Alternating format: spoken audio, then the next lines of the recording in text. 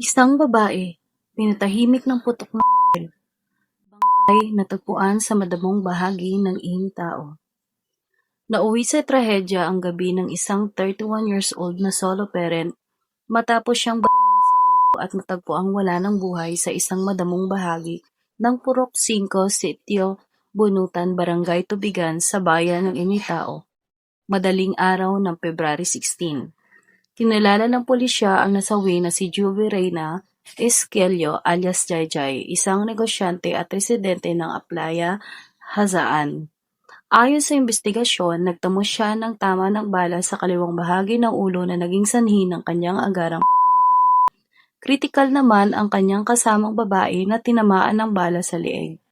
Sa kabila ng sugat, nagawa nitong makatakas at makalapit sa isang police checkpoint sa Libertad upang humingi ng saklolo. Agad naman siyang isinugod sa ospital at kasalukuyang patuloy na ginagamot. Hindi muna isinapubliko ang kanyang pagkakakilanlan para sa kanyang seguridad, lalo't maaari siyang maging mahalagang saksi sa kaso. Huling mga sandali. Batay sa ulat ng Hasaan Municipal Police Station, huling nakitang magkasama ang dalawang babae bandang 5:00 ng hapon noong Linggo, February 15, habang sumasakay sa isang SUV sa kahabaan ng National Highway sa Aplaya, Hasaan. Dagdag pa sa investigasyon, nakapagpadala pa umano ng video message ang biktima sa kanyang pinsan habang nasa loob ng isang hotel. Isang detalye na ngayon ay masusunusuri ng mga otoridad upang matukoy ang mga taong huling nakasama niya. Pinaniniwalaang madaling araw nang dalhin ang mga biktima sa Barangay Tubigan kung nasaan naganap ang pamamaril. Sa pinangyarihan ng krimen, 2 basyo ng bala ang na-recover ng mga investigador. Isinailalim din sa paraffin test ang nasawi bilang bahagi ng masusing pagsisiyasat, mga sospek at manhunt. Sa kasalukuyan, may tinutukoy ng 2 person of interest ang mga otoridad.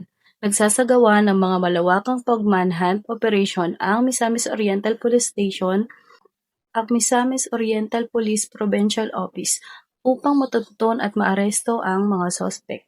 Patuloy ang investigasyon upang mabigyang linaw ang motibo sa likod ng krimen at matukoy kung may kaugnay ito sa personal na alitan o iba pang anggulo. Sa likod ng madamong lugar kung saan natagpuan ang bangkay, isang pamilya ang naiwan sa matinding dalamhati.